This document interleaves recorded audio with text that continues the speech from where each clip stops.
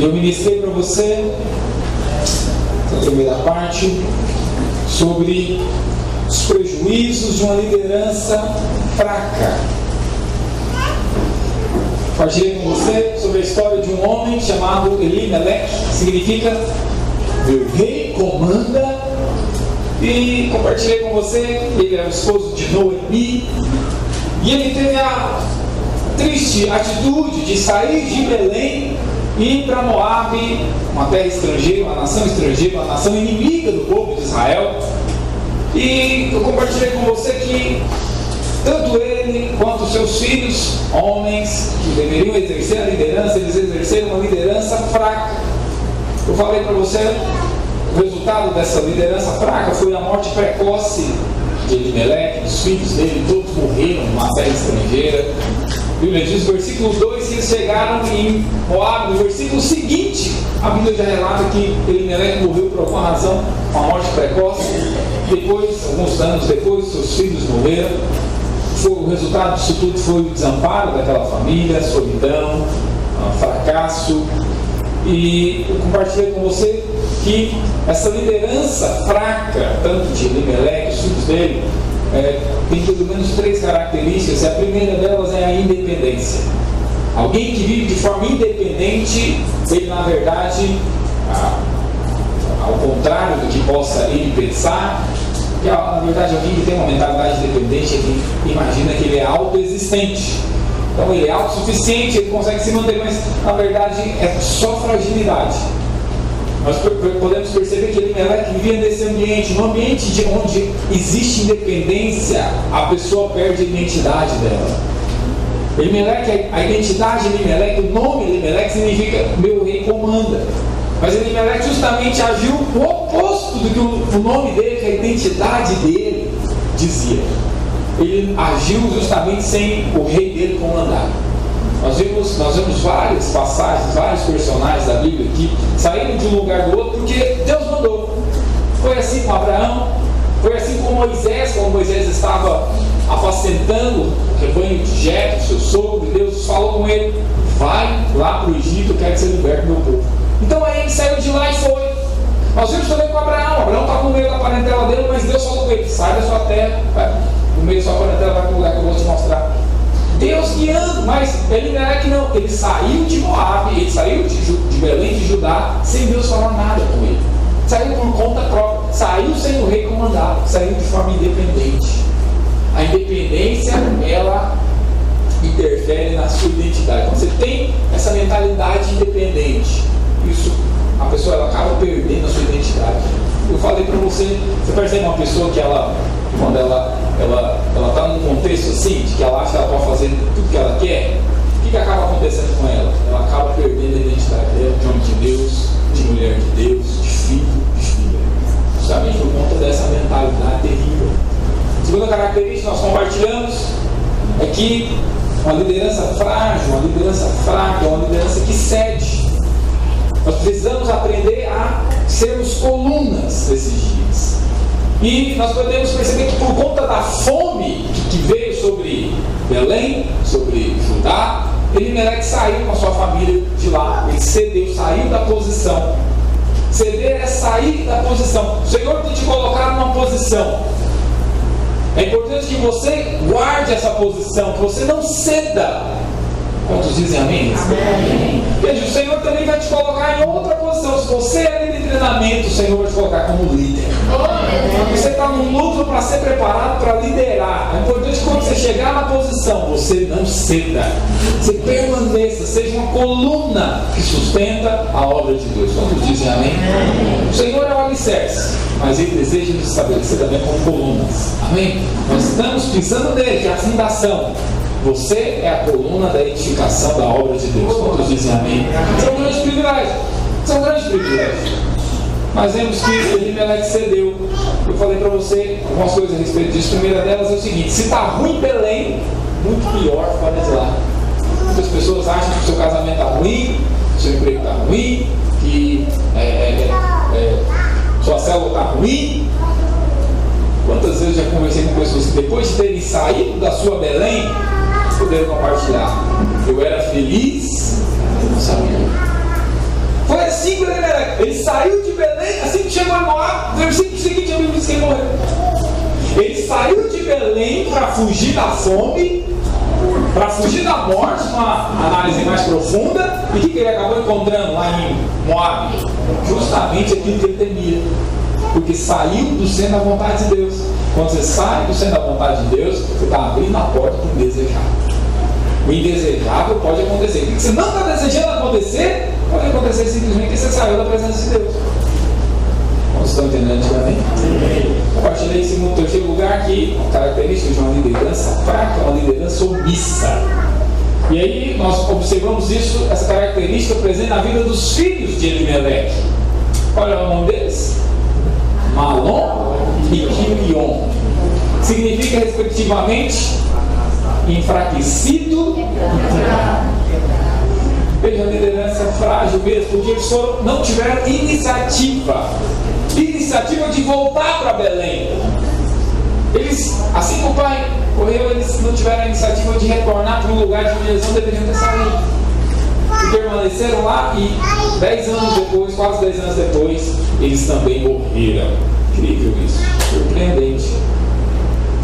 E eu falei para você que a iniciativa é uma grande virtude. A iniciativa é a virtude de fazer aquilo que precisa ser feito sem ser mandado ou pedido. Tem coisas que você não precisa alguém te pedir para fazer a limpeza de um. Tem coisas que não precisa alguém pedir para você colocar a cadeira. Veja, tem coisas simples que não necessitam. Nós precisamos equilibrar a questão de sabermos prestar conta com a questão da iniciativa. Nós estamos entendendo, amém?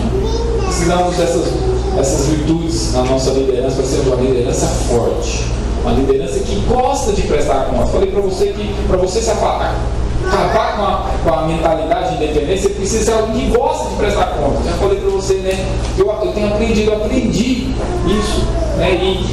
E eu procuro fazer isso, prestar conta de coisas irrelevantes às vezes, mas eu não considero relevante. Eu presto conta para a minha liderança, eu presto conta para o pastor Ivonado.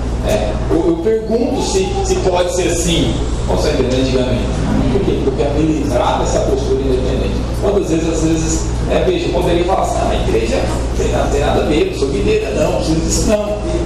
Mas interessante, porque às vezes até alguns pastores que são videira deveriam ter uma postura tal, não tem. Às vezes nós que não somos vinha, mas procuramos ter uma postura de prestar conta. Às vezes muito maior do que alguns que têm. O senhor inclusive já falou isso algumas vezes.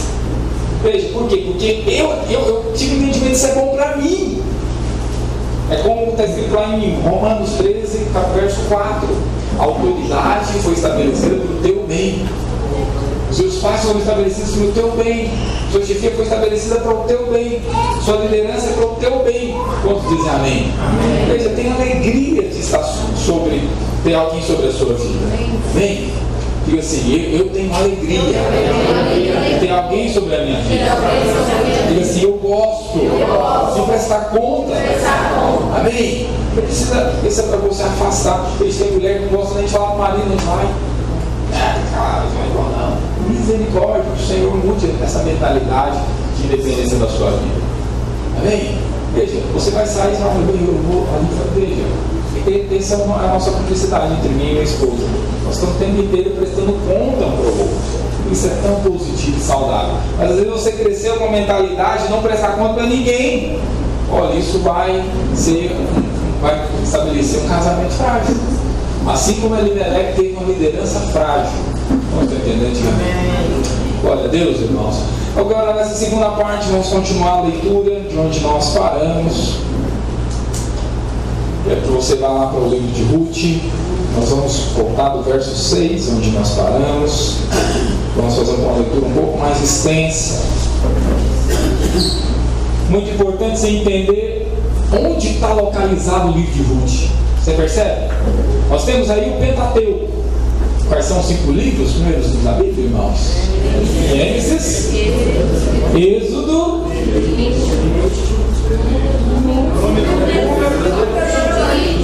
Deuteronômio.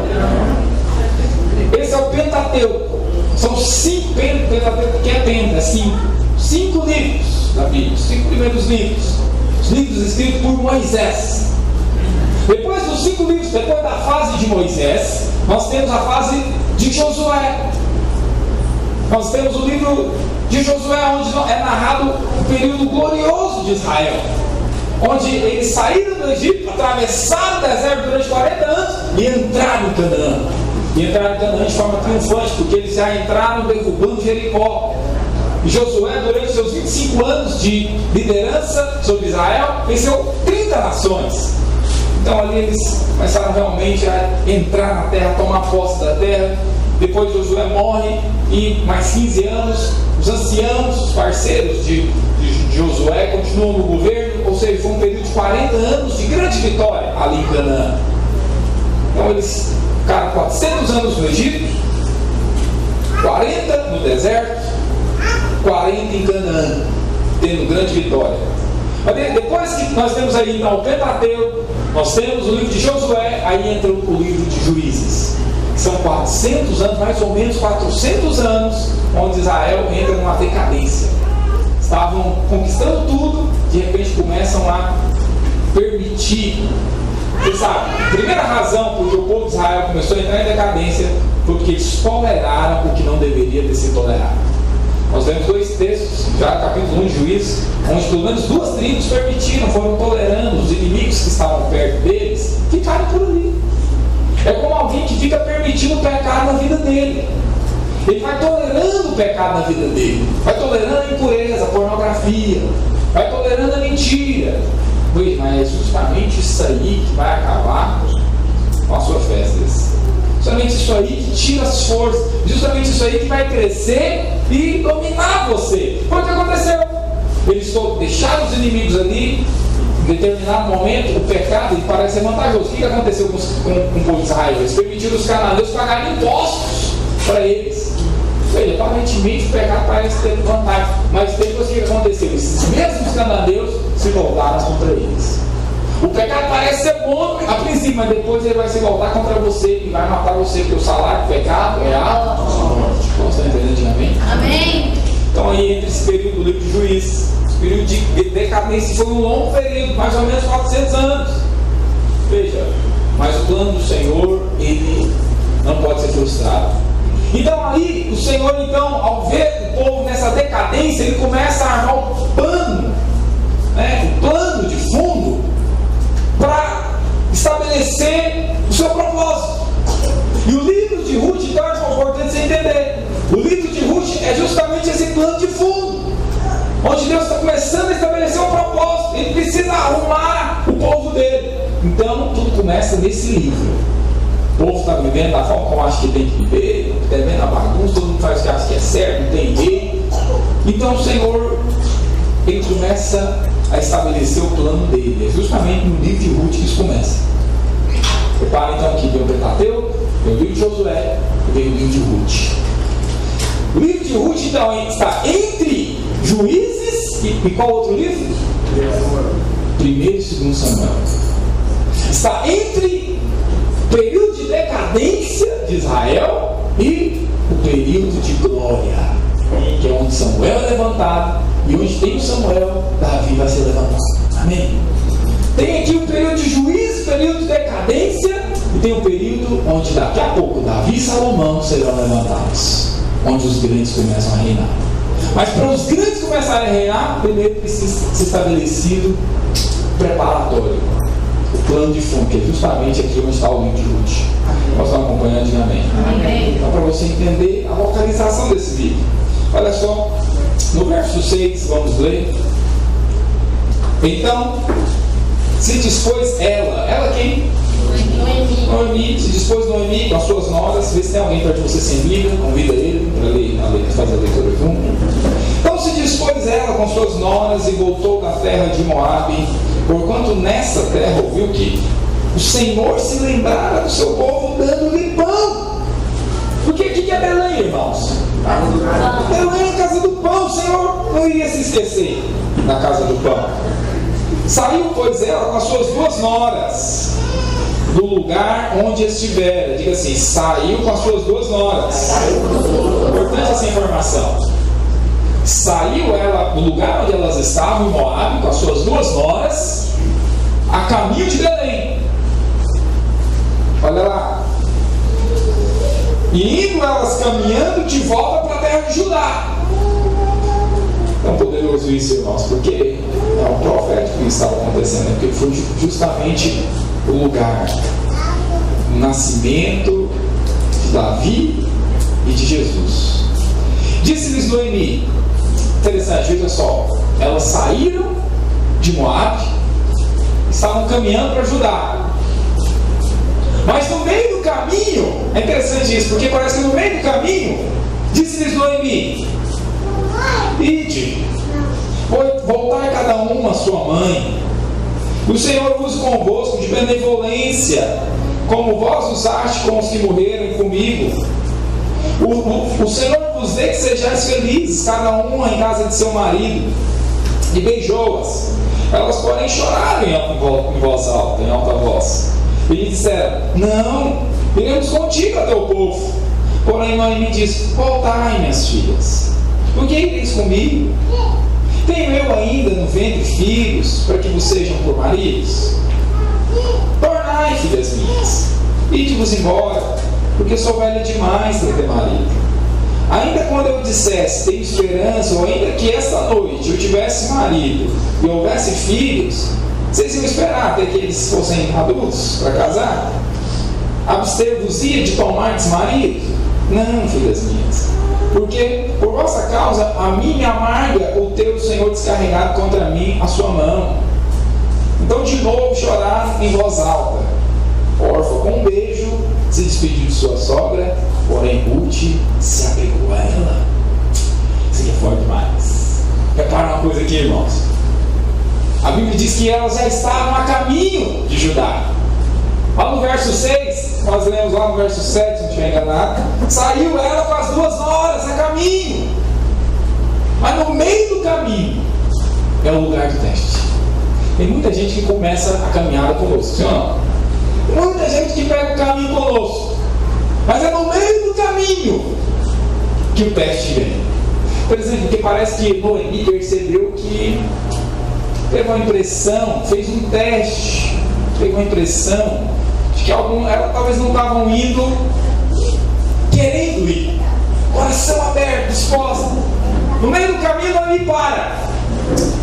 Minhas filhas, para vocês voltarem, volta para Moabe, tem filho mais, vocês vão comigo, vai ser mais difícil ainda, porque você imagina, vocês vão ficar sem casar.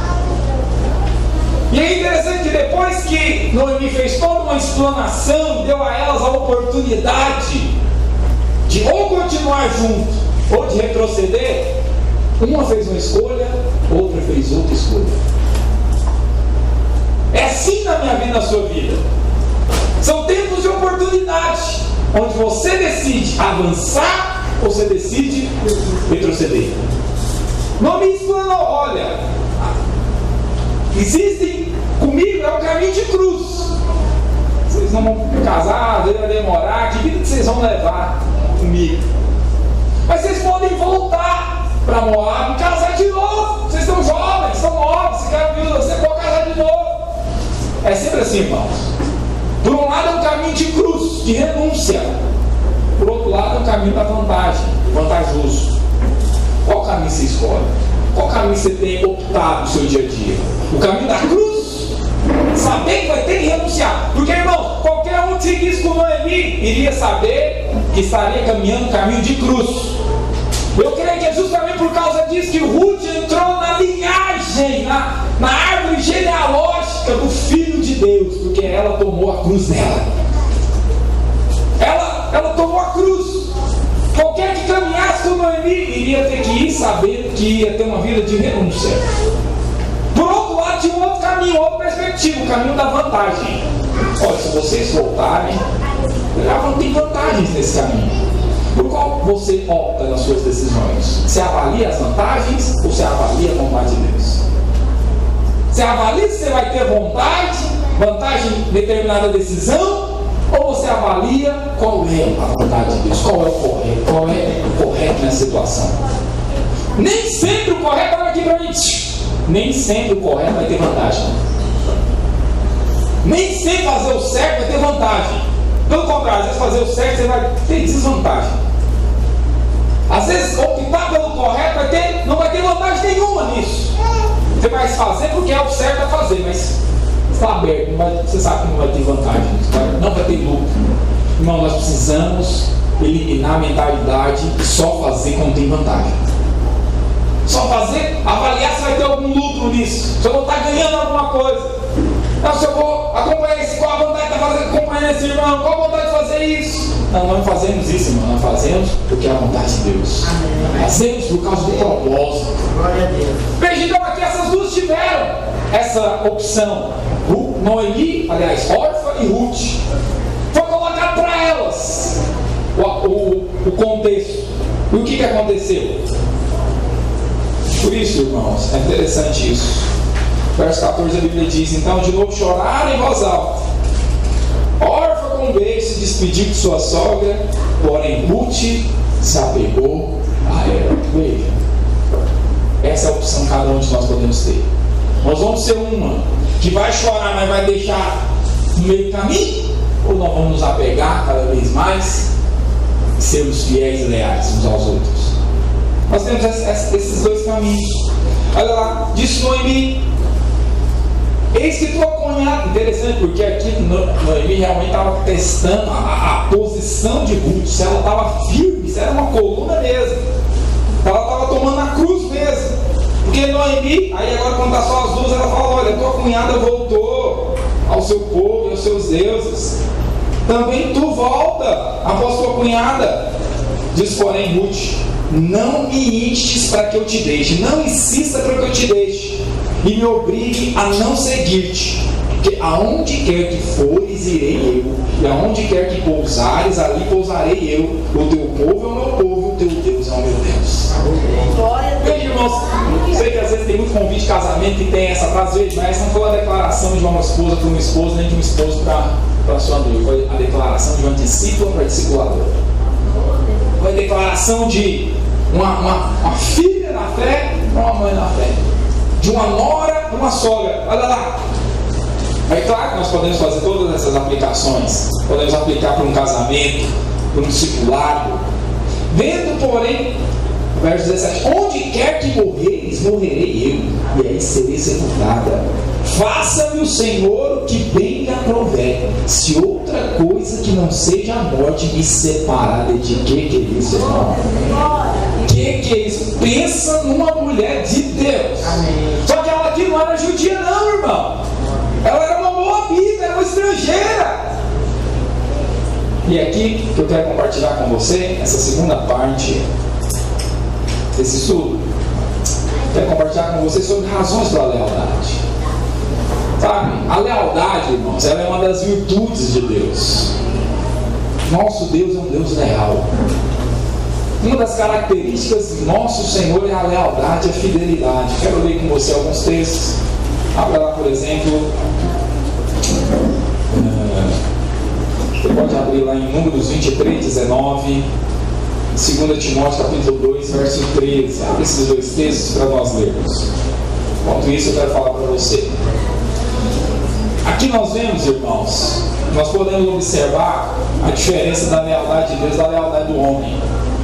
Porque a lealdade de Deus é uma lealdade incondicional, porque faz parte da natureza dele. É da natureza do Senhor.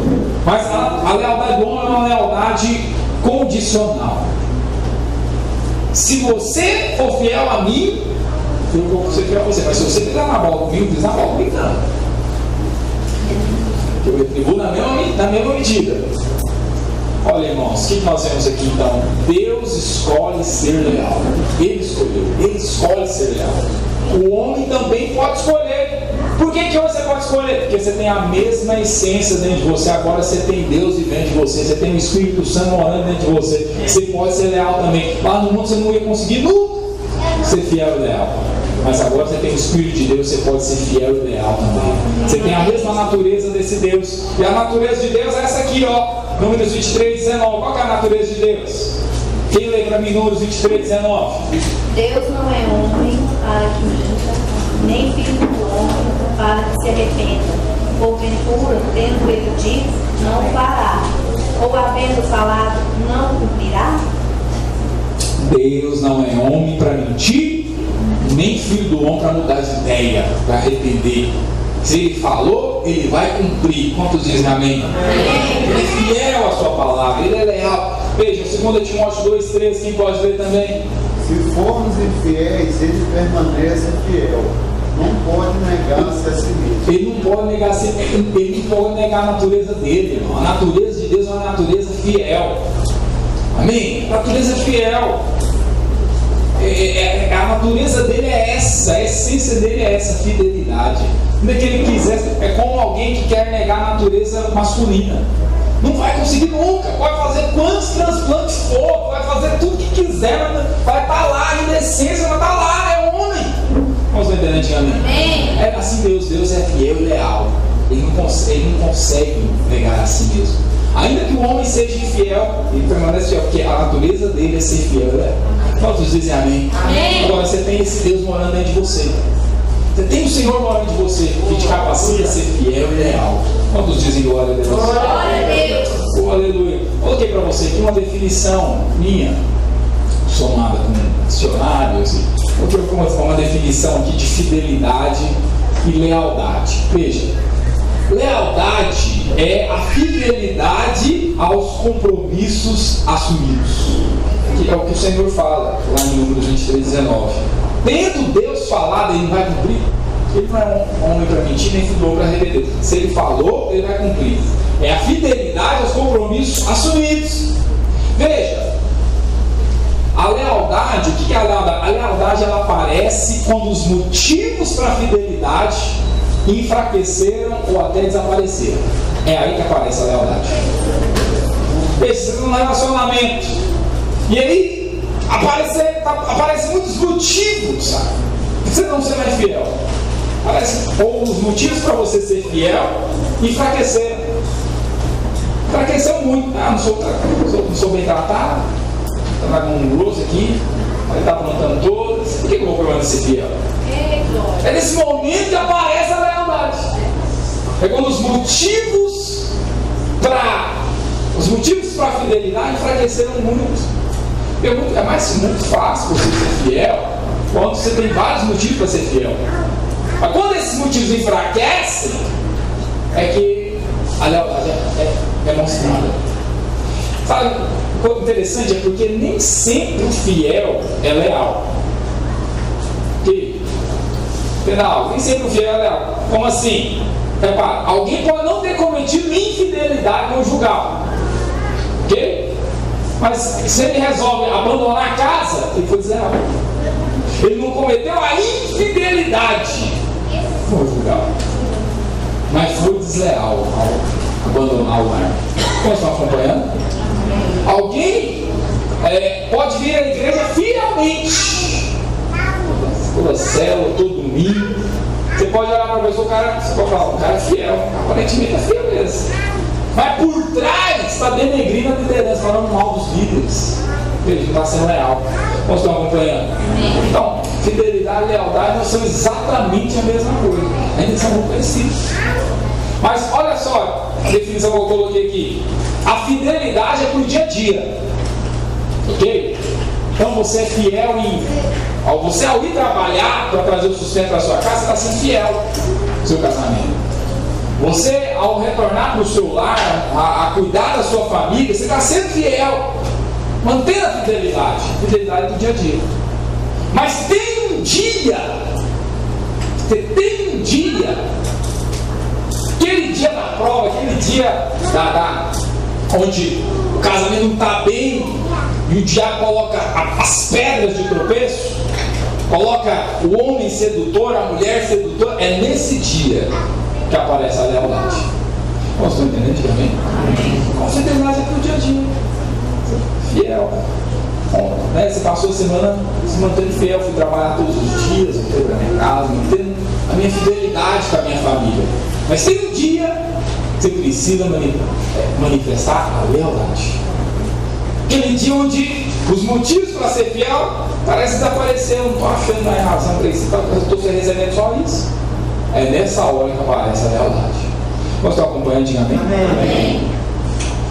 Você está para você, por exemplo, quando você é injustiçado. Lembra de Davi? Abra lá 1 Samuel 26.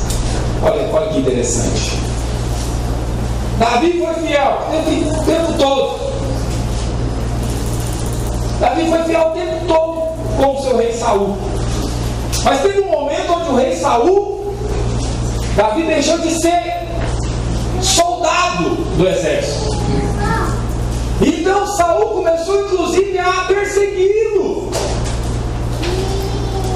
Saul começou então a ir atrás. Começou a tentar matar a Davi.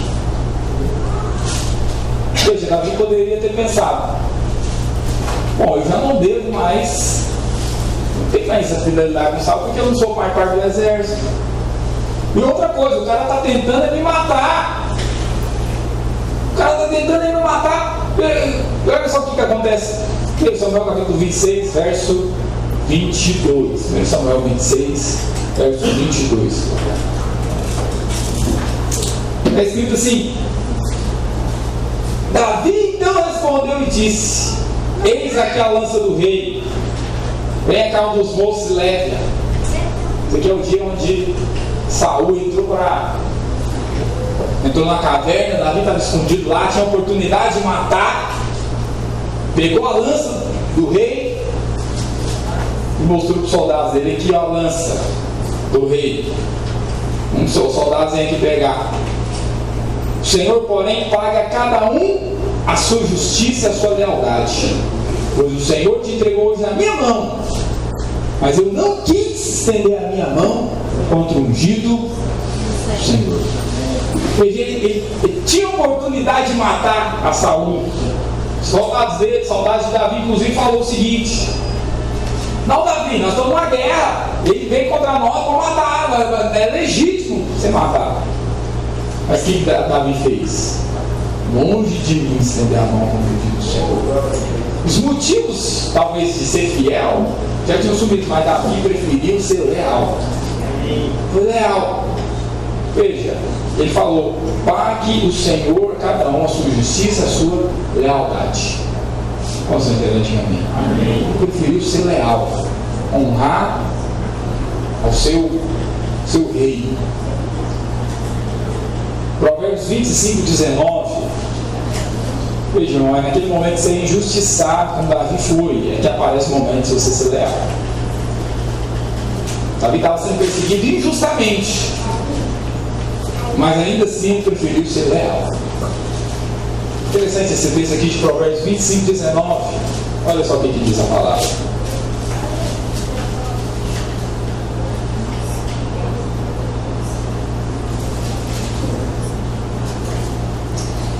Provérbios 25, 19. Quem pode ler?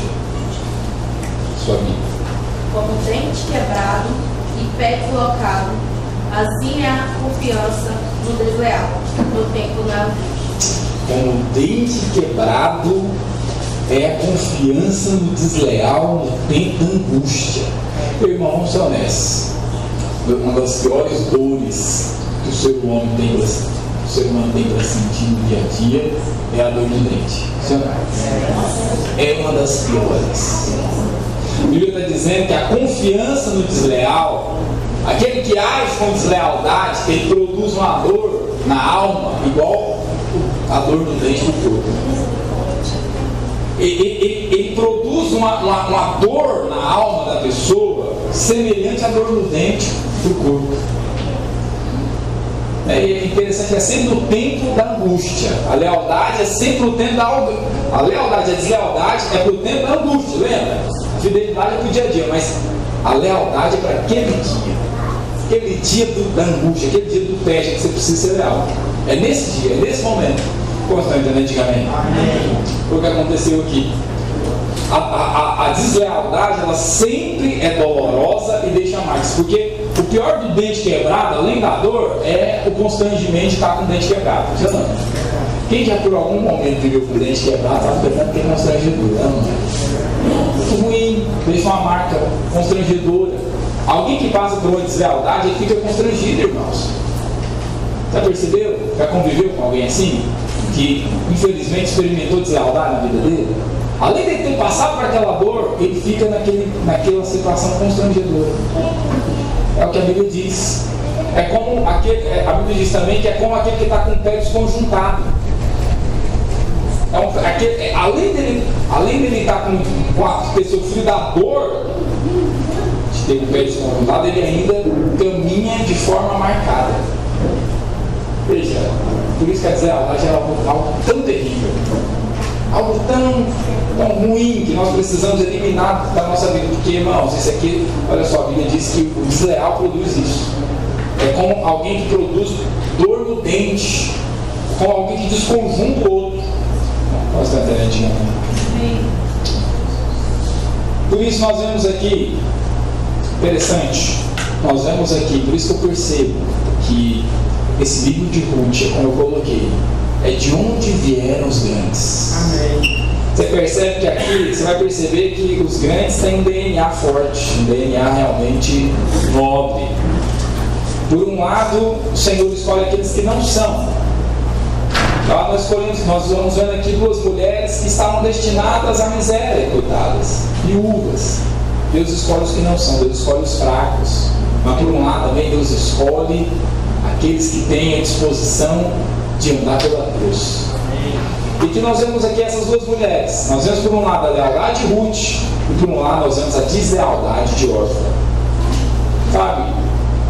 Ruth, ela entrou não só para a história dos livros da Bíblia, mas ela entrou para a história do povo de Deus. Ela veio a se tornar a bisavó de Davi. Veja, se eu te perguntar, de Davi, dos antecessores de Davi, quem que você lembra assim, dos parentescos de Davi para trás? Quem que você vai lembrar? Só o pai dele, Jessé quer falar. E aí? Pai de Jessé. Pai de Jessé, porque toda vez que a Bíblia vai mencionar Davi, filho de Jessé. Mas quem? Você vai se lembrar, nossa, quem antecedeu Davi? Estou aqui para te contar hoje. Ruth foi a bisavó dele. Não fala da avó, você não conhece a avó de Davi, você não conhece nem a mãe de Davi. A Bíblia nem menciona, mas a bisavó está aqui. Essa mulher chamada Ruth. E é isso que eu quero falar. Quero falar a respeito da lealdade dela. Fatores que contribuíram para a lealdade dela. Fatores que contribuem para a nossa lealdade. Sabe, você precisa decidir nunca ser leal, nunca ser desleal. Porque a deslealdade é como o dente quebrado no tempo da angústia. É como aquele que está com o pé desconjuntado. Coisa terrível, muito ruim. Certamente aqueles que andam por esse caminho terão que prestar conta diante de Deus. Mas eu quero falar para você um dos princípios mais nobres da palavra de Deus, que é a lealdade. E fatores que contribuem para você andar em lealdade. Primeiro, tempo de convivência. Tempo de convivência é algo que deve contribuir no seu coração para você andar em lealdade. É algo que você deve meditar a respeito. Porque nós vemos aqui, irmãos, duas pessoas que passaram pela mesma situação. E uma considerou certamente o tempo de convivência, a outra não. Irmãos, por quanto tempo Ruth e Orfa andaram com Noemi? Mais de 10 anos, com certeza. Porque a Bíblia diz que eles foram para lá e depois os filhos casaram, quase 10 anos, os filhos, depois de quase 10 anos depois da morte de Elimelec, os filhos morreram. Então elas andaram juntos por quase 10 anos. Olha só, uma coisa é quando você rompe o vínculo de amizade, de relacionamento com uma pessoa que você conheceu há 10 dias. Nas redes sociais. Uma coisa é quando você deixa de conversar com uma pessoa. Conheci até uns 10 meses que eu conheço essa pessoa ali. Agora não paramos de conversar. Paramos de nos falar. Outra coisa é você romper um vínculo, um relacionamento com uma pessoa que você tem 10 anos que você convive. 10 anos. Como igreja, nós vamos fazer esse ano, 2019, 10 anos. Tem irmãos que estão comigo e já vão completar isso. 10 anos andando juntos. Isso deve ser considerado. Irmãos, é muito chocante quando quando você encontra aquelas histórias, aqueles casamentos, 20, 30 anos, de repente foram rompidos, sim ou não? O que acontece no outro dia? Todas as redes estão comentando. Você viu? Eu lembro, no ano passado, no ano atrasado, William Bonner e a Fátima Bernardes. Casamento de mais de 20 anos. E aí, romperam um com o outro, andaram uma deslealdade um com o outro. Não sei se teve infidelidade, mas deslealdade. O que aconteceu no outro dia? Todos os jornais, porque é algo que choca. Agora, você já viu aquele jovenzinho, aquela jovenzinha que rompeu o namoro de 10 vezes? Alguém vai comentar? Pelo amor de Deus, você tem 10 vezes com esse sujeito, você está chorando o quê? Tem 10 dias que conheceu, não está falando mais comigo, me bloqueou. Tenha paciência. Agora, tempo de convivência é algo que deve ser considerado. Deve ser considerado uma situação para contribuir com a sua lealdade. Você deve considerar, deixa eu perguntar, quanto tempo essa pessoa que está do seu lado tem caminhado com você? Você deve levar isso em conta. Puxa vida, já sabe um tempinho. Então tem que considerar isso. Tem que considerar, fiz 11 anos, semana passada, 11 anos de casado com a senhora Fernanda. Glória a Deus. Veja, algo que eu considero, veja, 11 anos. A cada ano que passa, você deve considerar isso, tempo de convivência, irmão. Tem alguns irmãos que às vezes, eu tolero muitas imperfeições, as falhas, às vezes, que eles cometem comigo, que eu falo, não, deixa eu ver, esse irmão vai comigo desde o começo. Tem que considerar isso. Está me tolerando esse tempo todo. Eu preciso levar em conta isso. Você precisa levar isso em conta também. Nos seus relacionamentos, leve um tempo de convivência. É claro, órfão não levou isso em conta. Chorou muito. Chorou ou não chorou? Eu fico vendo isso. Tão interessante isso. Chorou que é uma beleza. Mas ó, você pega pra lá que eu acho. Eu vou é casar de novo. Você pode ir pra Belém que eu vou é arrumar um marido. Veja, muito interessante. Sabe o que acontece? O nome dela não se dá nunca mais na vida. Nunca mais você vai ver o nome órfã na vida. Nunca mais. A história dela termina aqui, na deslealdade. Você vai perceber que é assim também a vida daqueles que são desleais. A vida, ele continua vivendo, mas a história dele acabou. Você percebeu? Ele continua vivendo, mas nunca mais prospera, nunca mais aquela vida, aquele ciclo. Porque essa é a marca do desleal.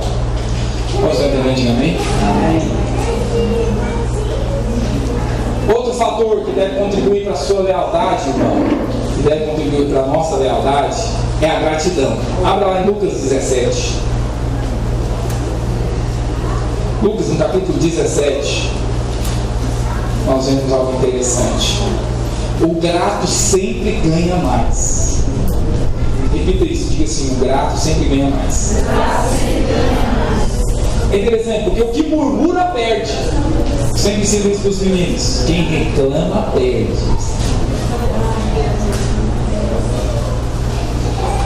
Interessante. Use isso na minha criação. Se reclamar, perde. Dou uma balinha, reclamou, perde uma balinha. Estou saindo, reclamou, volta a casa. Quem reclama, perde. É assim. Agora, quem agradece ganha mais. É interessante, porque às vezes eu saio com eles. Olha o WhatsApp agora.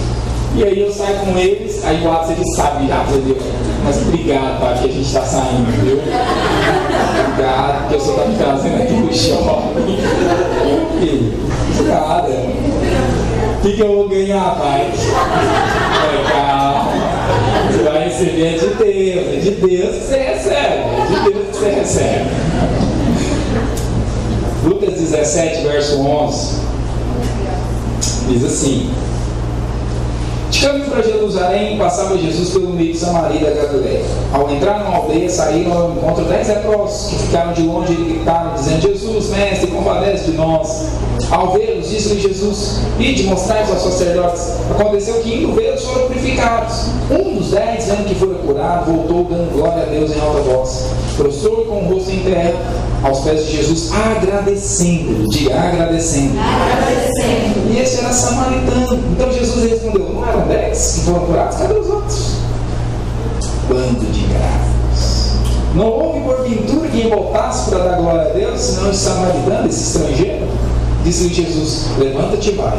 A tua fé, o que, irmãos? Salvou. Diga assim: quem agradece ganha mais. Quem agradece ganha mais. Quem é grato ganha mais. Quem é grato ganha mais. Veja, irmão, o que ele tinha ganhado?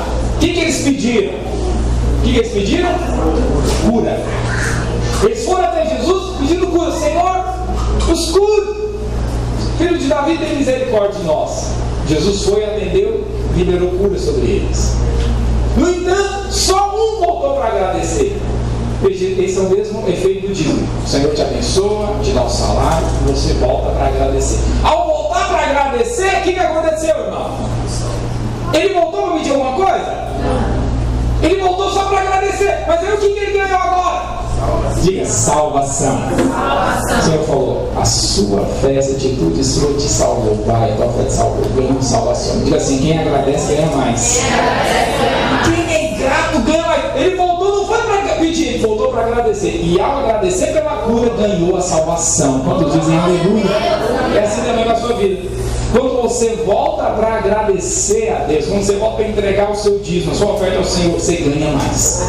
Você não voltou para pedir, você foi só para agradecer.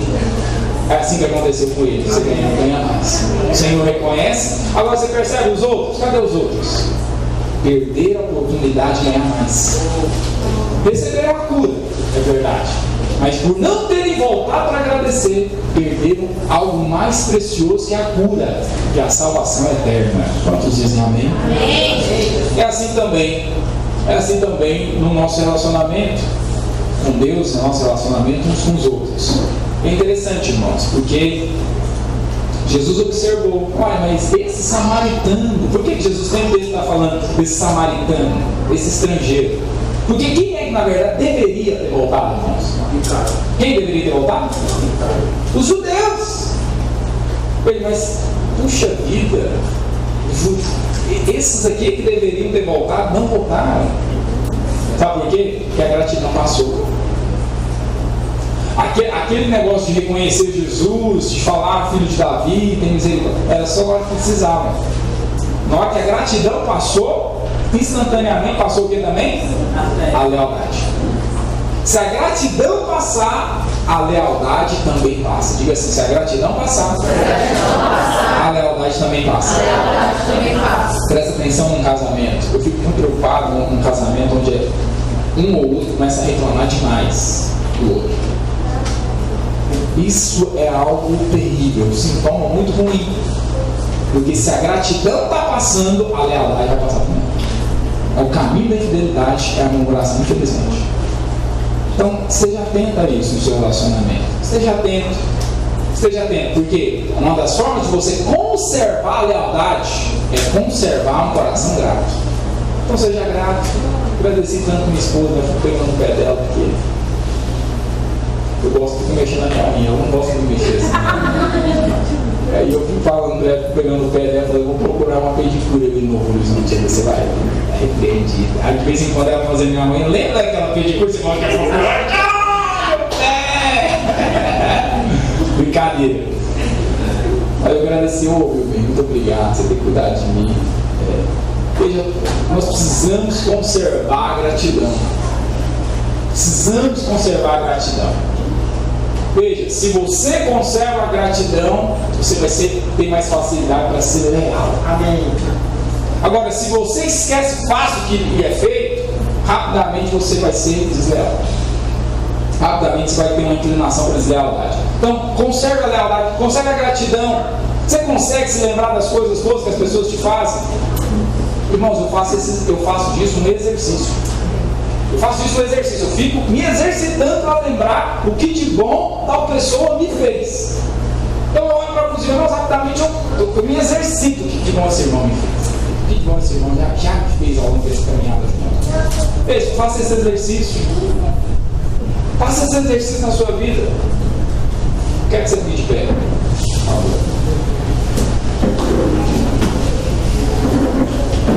Fique de pé no seu lugar. Dá uma olhada assim, ó, panoramicamente.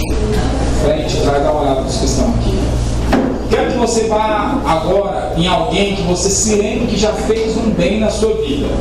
E quero que você fale, irmão, quero te falar que eu não esqueci aquele dia que você fez isso e isso. Quero que você vá até alguém. Exercite isso.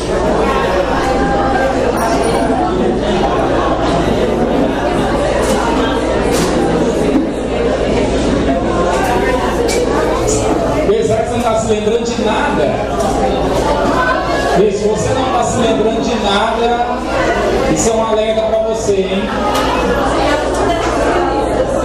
Olha só, olha aqui para mim. Preste atenção. Algumas pessoas aqui não se lembraram de nada. Eu quero falar para você, isso é um alerta para você. É um alerta de algo que você precisa mudar na sua vida. Seja alguém que lembre o tempo inteiro do bem que as pessoas te fazem. Amém? Pode voltar para o seu lugar.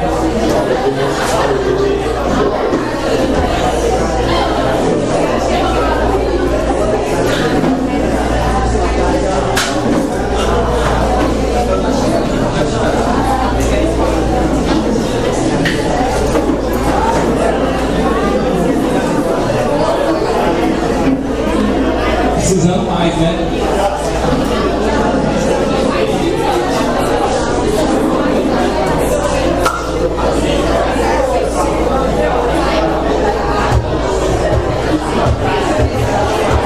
Glória a Deus. Agora vamos voltar para a mensagem.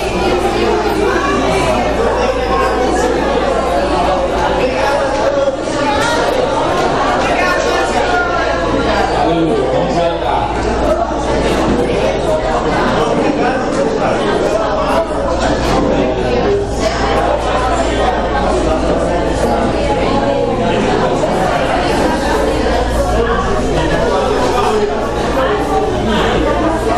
Amém. Glória a Deus. Obrigado, Deus, por não se esquecer desse momento que você fez para mim, Felipe. Obrigado. Obrigado por todos os irmãos que já me serviram água na mensagem.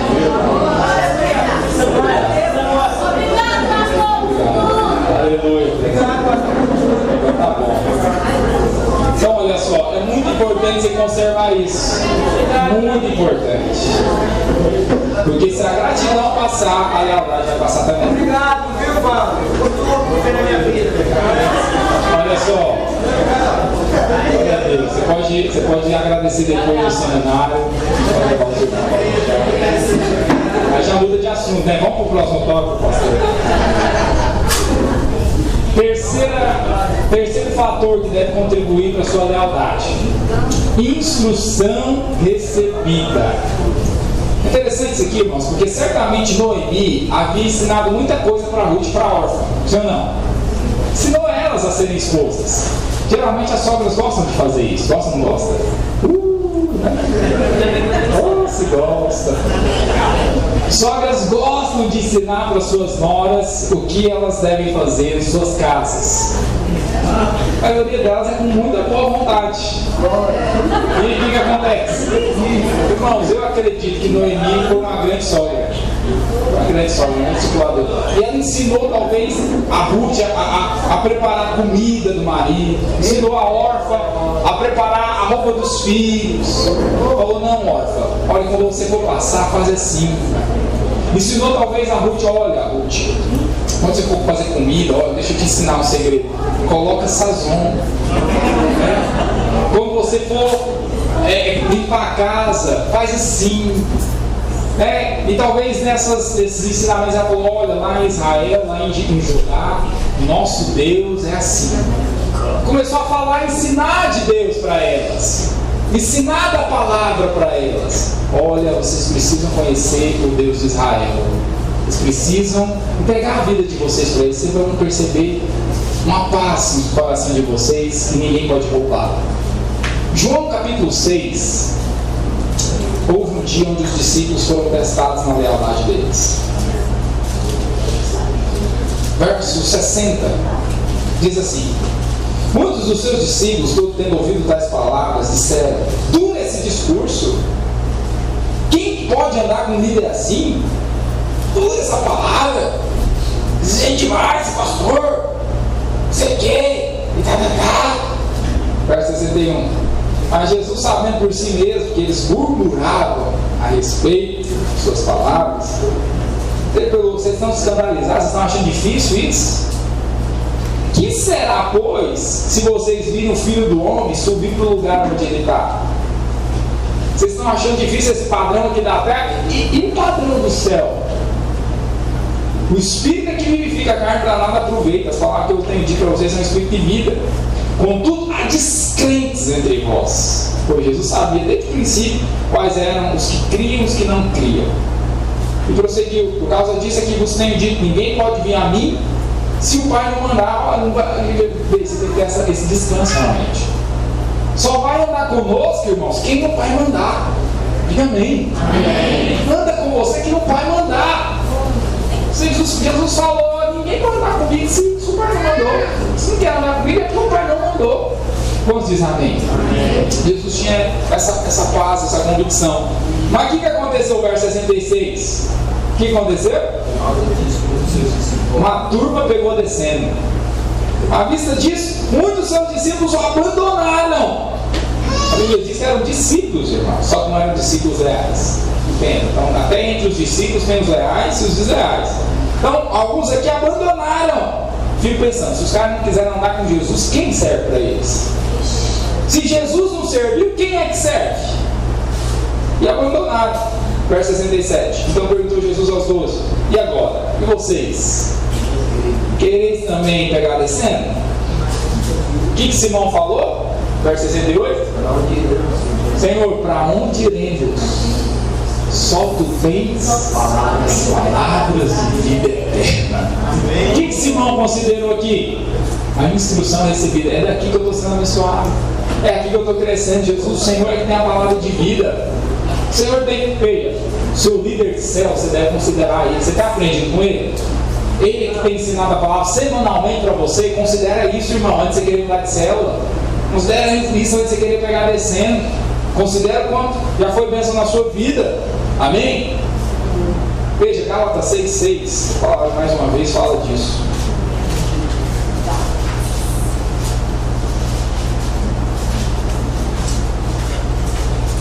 Gálatas 6,6. O que diz a palavra aí? Alguém lê? Mas aquele que está sendo instruído na palavra, faça participante de todas as coisas boas, aquele que o instrui. Oh, glória a Deus! Veja, eu sou muito grato aqui, eu sou muito feliz com os irmãos, porque os irmãos realmente participam das coisas boas que acontecem em suas vidas. Porque veja, isso é a instrução da palavra. Você está sendo instruído na palavra por alguém, está sendo abençoado, faz ele participando das coisas boas que acontecem na sua vida. Não faz participante só das coisas ruins, não. Pastor, estou dizendo isso, já está na minha cabeça aqui, pastor. Perdi o emprego, para tanto tribulação dele. Não faz participando das coisas ruins só, não. Faz participando das coisas boas. Amém. Ô, irmãos, eu me alegro com a vitória dos irmãos. Fico feliz demais. Fico empolgado de ver a vitória dos irmãos. Como o irmão chega, pastor, consegui emprego, começa a trabalhar. Oh, glória a Deus, irmão, que benção. O irmão me fala, pastor, comprei uma máquina novinha. Oh, aleluia, irmão, isso aí. O irmão chega, pastor, comprei um carro, vivo mais ainda. Veja, são irmãos fazendo participando de coisas boas. Amém? Pastor, comprei um prato novo, vou chamar o senhor para jantar. Glória a Deus, aleluia. Amém, irmãos? Faz participando de todas as coisas boas. Aquele que, veja, Ruth com certeza depois se encontra, irmãos. Olha aqui. Certamente Ruth pensou: eu nunca aprendi tanto com uma pessoa do jeito que eu aprendi com Noemi. Eu aprendi muitas coisas na vida, mas Noemi, esses anos todos que a gente está vivendo junto, me ensinou mais que qualquer outra pessoa. Como é que eu vou deixar ela na chapada agora? Porque a órfã tinha que ter pensado isso, sim ou não? Rapaz, nós estamos no mesmo barco aqui, eu vou deixar ela na chapada sozinha. Não, ou não. Ruth pensou assim. Irmãos, ela abriu mão da vida dela. Você já percebe ali a cruz aparecendo na vida de Ruth? Foi como Jesus. foi como o descendente dela lá na frente, que é Jesus. Porque de Ruth veio Jesus. Ela começou a dar pela cruz. Ela falou: como é que eu vou deixar ela chamar? Eu prefiro não casar nunca mais, mas não vou deixar ela na mão, não. Isso é lealdade. A outra não, a outra chorou, fez aquele drama todo, mas pegou descendo. Pegou descendo. Bonita, hein? Nunca mais eu vou falar do nome dela. Quarta razão para a lealdade. Interessante, 2 Reis, capítulo 2. 2 Reis. Segundo livro de Reis.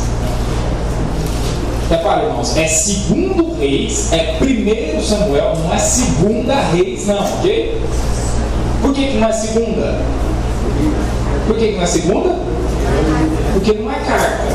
Carta, você fala 1 Coríntios, você fala 1 Timóteo, mas aqui no Antigo Testamento é 1 Reis, porque são livros. 2 Reis capítulo 2, verso 1.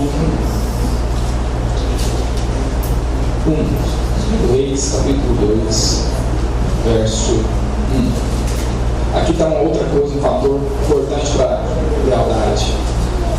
Posso acompanhar antigamente? Amém. Quando estava o Senhor para tomar Elias ao céu, o redemoinho, Elias partiu de Gilgal em companhia de Eliseu. Disse Elias a Eliseu: fica-te aqui, porque o Senhor me enviou a Betel. Respondeu Eliseu: tão certo como viu o Senhor e viu tua alma, não te deixarei. E assim deixaram Betel. Então os discípulos dos profetas que estavam em Betel saíram ao encontro de Eliseu e lhe disseram: você sabe que o Senhor vai tomar ele hoje? Respondeu: eu sei, mas fica quieto no lugar de vocês aí, por favor. Disse Elias a Eliseu: fica-te aqui, porque o Senhor me enviou a Jericó. Porém ele disse: tão certo como viu o Senhor e viu a tua alma, não te deixarei. E assim foi para Jericó. Então os discípulos dos profetas que estavam em Jericó se chegaram a Eliseu e disseram: sabes que o Senhor hoje tomará o teu Senhor levando sobre a tua cabeça? Respondeu: também sei, calai-os. Disse depois Elias: fica-te aqui, porque o Senhor me enviou ao Jordão. Mas ele disse: tão certo como vive a tua alma, não te deixarei. Assim ambos foram juntos. Foram 50 homens dos discípulos dos profetas e pararam a certa distância deles. Ambos pararam junto ao Jordão. Então Elias tomou o seu manto, enrolou, feriu as águas, as quais se dividiram. 2 lados, passaram ambos a ser. Havendo eles passado, Elias disse a Eliseu: me pede o que queres que eu te faça, antes que eu seja tomado de ti. Disse Eliseu: eu peço que se me toque por herança a porção dobrada do teu espírito. Tornou-lhe Elias: agora eu pedisse, todavia se me vires quando for tomado de ti, assim se te fará. Porque se não me vires, não se fará. Indo eles andando e falando, eis que um carro de fogo, com cavalos de fogo, os separou um do outro, e Elias subiu ao céu no redemoinho. O que vindo Eliseu clamou: meu pai, carros de Israel, seus cavaleiros. E nunca mais o viu, e tomando as suas vestes, rasgou em 2 partes. Então ele fez o teste. Então, levantando o manto que Elias lhe deixara cair, voltando-se, pôs aberto à borda do Jordão. Tomou o manto que Elias lhe deixara cair, veio às águas e disse: onde está o Deus de Elias? Quando feriu as águas, elas dividiram de um lado e de outro, e percebeu que era um sandal nele. Amém? Veja o que nós vemos aqui. O fator aqui. Por que Eliseu foi até o final com Elias? Porque Elias tinha tantos discípulos, irmãos. Elias era um profeta muito famoso na época. O cara fez cair fogo do céu. Falou para não chover, não choveu. Depois orou para chover, choveu. O cara não tinha morado no céu. Tinha muitos discípulos. No entanto, só um foi com ele até o final. Por quê? Porque um deles, de fato, admirava Elias. Um talvez queria, os outros talvez gostava de estar junto ali, gostava do status de estar junto com ele, mas um admirava ele. Tanto é que quando Elias perguntou: o que você quer? Eu quero essa mesma unção dobrada. Eu quero fazer o que você faz de forma duplicada. O cara admirava.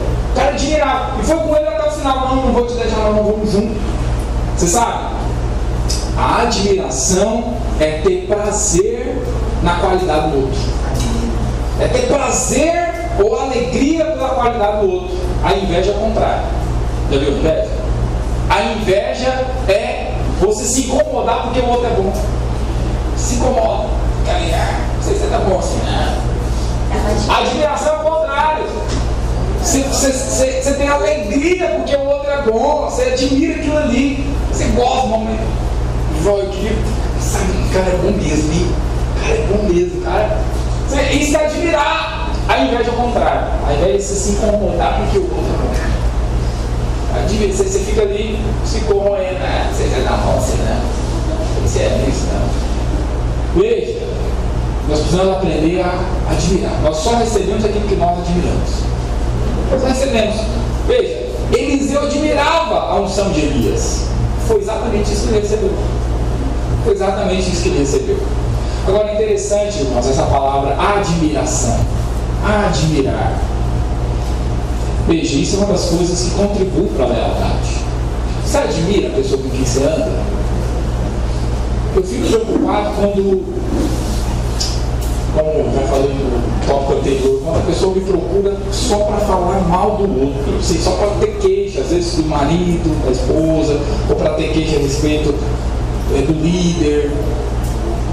Eu fico muito feliz quando alguns irmãos me procuram falando bem do líder, tem aquela, sabe, aquela postura de admiração mesmo. Meu líder é uma bênção. Isso é importante por quê? Porque é um fator que contribui para a lealdade. Quando alguém não consegue enxergar de forma positiva o outro, o seu líder, ele dificilmente vai conseguir ser leal. Repara, o que significa a palavra admirar? Veja, primeiro, mirar. Mirar é o quê? Mirar é olhar. Mirar é olhar. Somada à palavra mirar, tem outra palavrinha pequena, um afixo. A palavra ad. A palavra ad vem de quê? Vem de adicionar. Toda vez que você vê a palavra ad é somar. Por exemplo, a palavra adjunto. Está junto, algo que foi colocado somado junto. Então a palavra ad vem de adição. Adição. Então aqui nós temos, presta atenção então, o que é admirar? Se ad é adição, é mais, e mirar é olhar, é sempre você olhar para mais. É você olhar positivamente o outro. Você consegue admirar, mirar para cima, mirar positivamente. É assim que você deve fazer. Sabe? Você olha de forma positiva para o outro. Isso é admirar, olhar de forma positiva. Isso é um fator que contribui para a lealdade. Por assim que Eliseu, ele admirava Elias. Não, eu vou com você até lá. Não é difícil para mim, não, vamos lá. Ele admirava, ele queria aprender, queria aquela unção. É tão positivo isso. Tão positivo. É uma das coisas que contribui. Certamente Ruth, ela admirava Noemi. Admirava a sogra dela, sabe, a postura dela. Isso fez com que ela fosse com ela até o final. Porque é difícil você caminhar com alguém que você não admira. Veja, você tem que colocar todos os outros fatores para você chegar nessa caminhada até o final. E a admiração é uma delas. Veja, se você avaliar bem, você vai ter alguma coisa para admirar na vida da pessoa que você anda junto. A vida do seu líder, da sua esposa. Tem alguma coisa positiva para você encontrar, para você admirar? Não, esse aqui é algo que eu preciso ser honesto. Tem na vida dessa pessoa. Todos dizem amém? Amém. Por último, Lucas 9:57. Nós encerramos a segunda parte desse seminário. Lucas 9, verso 57.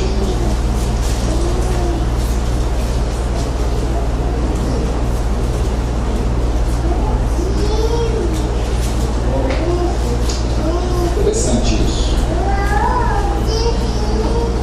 É escrito assim: indo eles caminho fora, alguém disse: seguir-te-ei para onde quer que fores. Estamos juntos. Olha lá. Mas Jesus respondeu o seguinte: as raposas têm seus covis, as aves do céu têm ninho. Filho do homem não tem onde ir na cabeça, não. O que Jesus está querendo falar com isso? Diego da bagunça.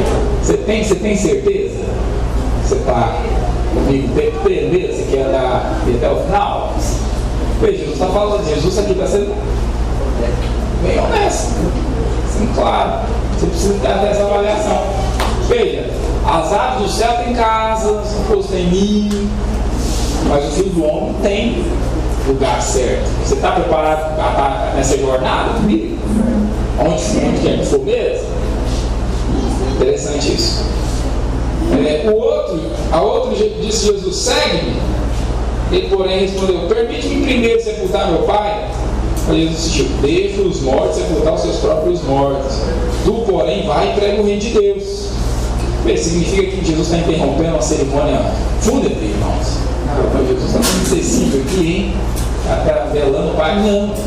Porque ele queria primeiro conviver mais um tempo com os pais, e aí depois, e já tivesse convivido com os pais, aí ele, agora eu estou pronto, agora eu posso. Jesus falou: olha, deixa os mortos cuidarem dos seus mortos.